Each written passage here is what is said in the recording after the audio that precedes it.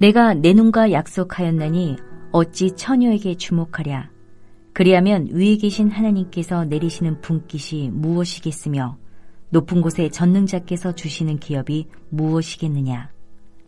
불의한 자에게는 환난이 아니겠느냐. 행악자에게는 불행이 아니겠느냐. 그가 내 길을 살피지 아니하시느냐. 내 걸음을 다 세지 아니하시느냐.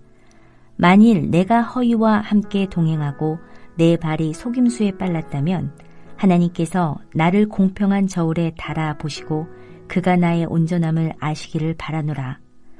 만일 내 걸음이 길에서 떠났거나 내 마음이 내 눈을 따랐거나 내 손에 더러운 것이 묻었다면 내가 심은 것을 타인이 먹으며 나의 소출이 뿌리째 뽑히기를 바라노라. 만일 내 마음이 여인에게 유혹되어 이웃의 문을 엿보아 문에서 숨어 기다렸다면 내 아내가 타인의 맷돌을 돌리며 타인과 더불어 동침하기를 바라노라. 그것은 참으로 음란한 일이니 재판에 회부할 죄악이요 멸망하도록 사르는 불이니 나의 모든 소출을 뿌리채 뽑기를 바라노라.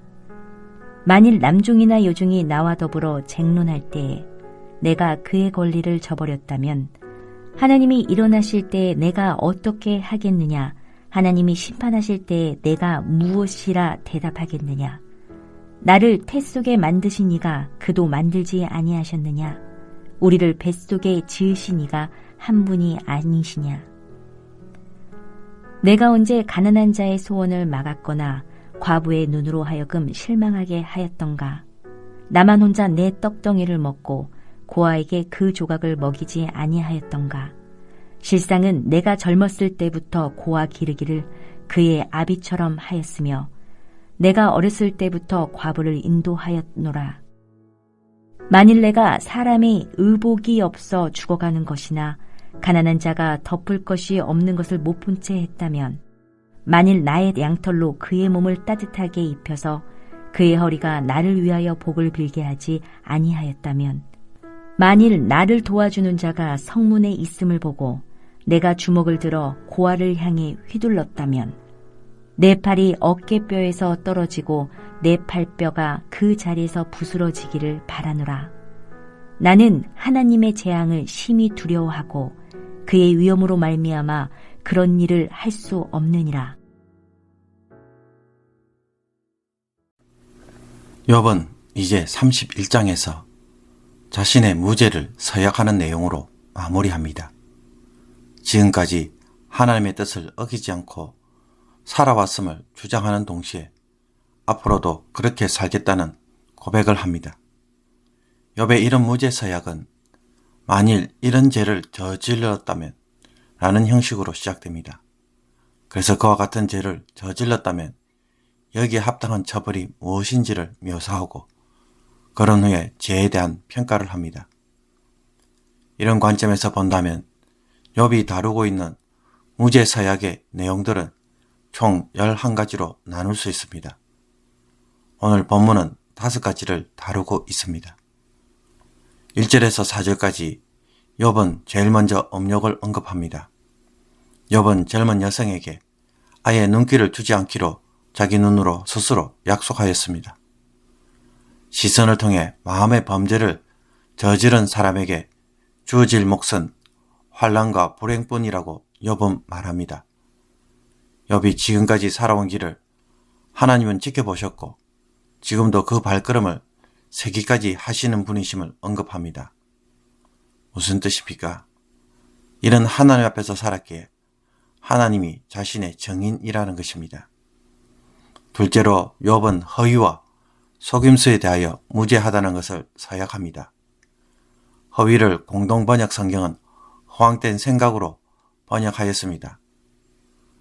원래 이 말은 거짓말로 자신이나 상대방을 속이는 것, 혹은 우가치하고 허망한 것, 지키지 않는 맹세, 거짓 진술 등의 의미를 가지고 있습니다. 그러므로 욥은 자신이 속이는 일에 빨랐는지를 되물음으로 자신은 그렇게 살지 않았음을 주장합니다. 하나님이 공평한 저울로 달아보신다면 자신의 무죄가 입증될 것이라고 확신합니다. 만약에 그런 일이 있다면 자신이 심은 것을 다른 사람이 먹고 자신이 생산한 모든 것이 뿌리채 뽑혀도 좋다고 말하면서 그 어떤 징벌도 달게 받을 것이라고 말합니다. 셋째로 욥은 간음에 대한 무죄를 고백합니다. 1절에 등장하는 여성은 결혼을 안 한 여성이라고 한다면 9절에 등장하는 여성은 혼인한 여성을 지칭합니다. 욥은 이웃집의 아내에게 유혹을 당하거나 혹은 유혹으로 인하여 매복하여 그 남편에게 해를 가하기 위해 계획조차 한 적이 없다고 말합니다. 만약 그렇게 했다면 자신의 아내가 남의 집에 종노릇을 해도 좋으며 자신의 혼인관계가 깨어져도 좋다고 말합니다. 이런 행동은 법정에 끌려갈 수 있는 죄악이며 이런 죄를 저지르는 사람은 죽을 때까지 화형에 처해져야 하고 모든 것을 빼앗아야 하는 마땅한 죄로 욥은 규정합니다. 넷째로 욥은 종들에 대한 합당한 대우 혹은 부당한 대우에 대하여 무지함을 사역합니다. 욥은 주인이 자신에게 종들이 옳고 그름을 따질 때 그것에 대하여 거부한 적이 없다고 말합니다. 만약 그렇게 했다면 하나님 앞에서 자신이 도대체 무슨 말을 할 수 있겠느냐라고 말합니다. 여기서 욥은 모든 인간은 하나님의 태 속에서 지으셨다고 말하면서 우리 모두가 다 같은 하나님의 동등한 피조물임을 주장합니다. 그러므로 화인이라고 해서 억울한 일을 당해서는 안 되며 그에게도 정의가 바르게 실현되어야 한다고 보고 있습니다. 다섯 번째로 욥은 가난한 자들에 대하여 자신이 무지하다고 말합니다. 가난한 자들이란 말 속에는 이미 과부와 고아가 다 포함되어 있습니다.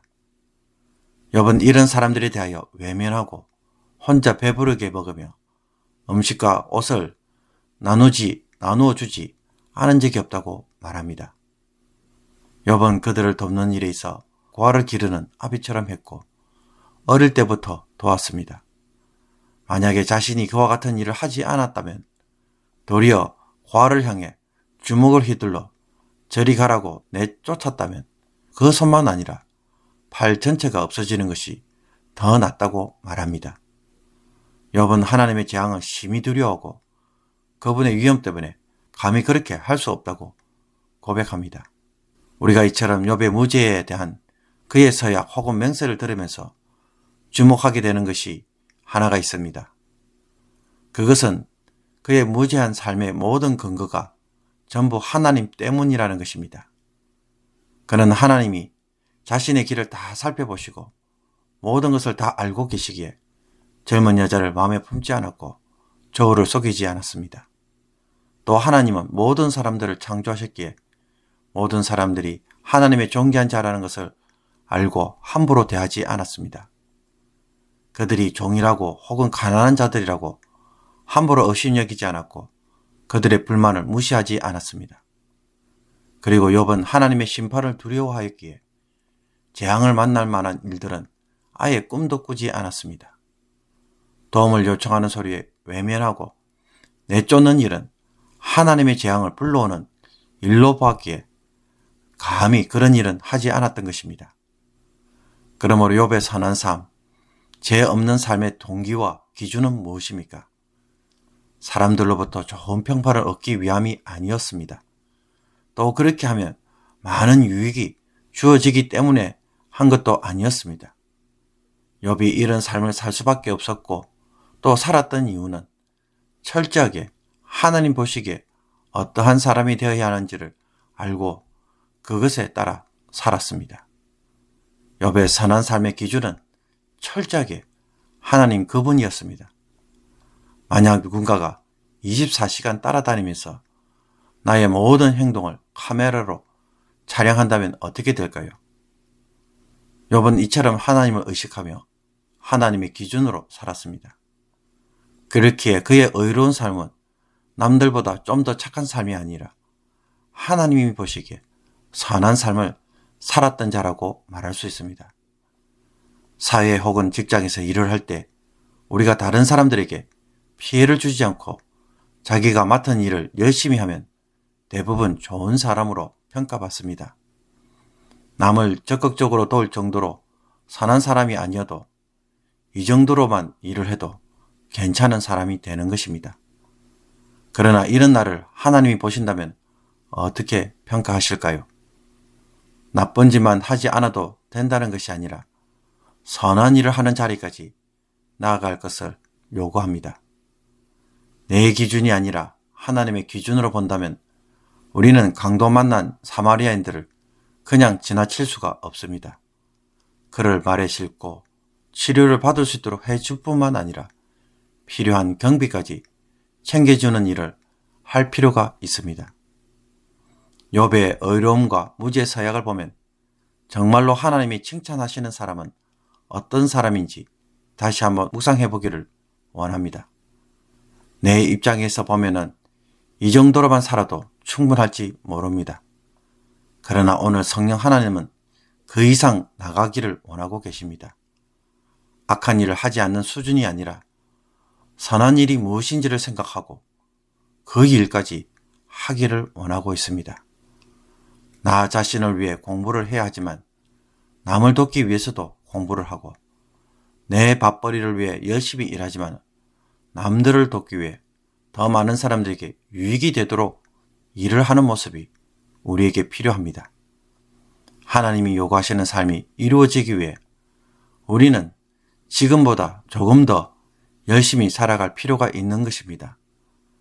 적당함에 길들여져서 살아가는 모습이 아니라 하나님 앞에서 조금 더 열심히 선을 행할 것을 요구하시는 성령의 음성에 귀를 기울이기를 원합니다. 무엇을 좀 더 하기를 원하실까요? 오늘 이 음성에 순종하는 저와 여러분이 되시기를 주님의 이름으로 축복합니다. 기도드리겠습니다. 우리의 죄를 용서해 주실 뿐만 아니라 선한 삶을 살도록 성령까지 부어주시는 하나님, 사람들을 기준으로 삼고 살지 않게 하옵소서. 하나님을 기준으로 삼고 하나님 보시기에 부끄럽지 않게 하옵소서. 다른 사람들에게 피해를 주지 않는 선에서 만족하지 않게 하시며 은혜를 베푸는 사람, 나누어주는 사람이 되게 하옵소서. 오늘 좀 더 수고함으로 하나님의 사랑으로 사람들을 사랑할 줄 아는 그런 성도가 되게 하여 주시옵소서.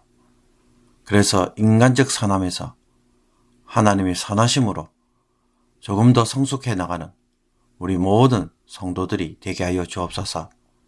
예수 그리스도의 이름으로 기도하옵나이다. 아멘.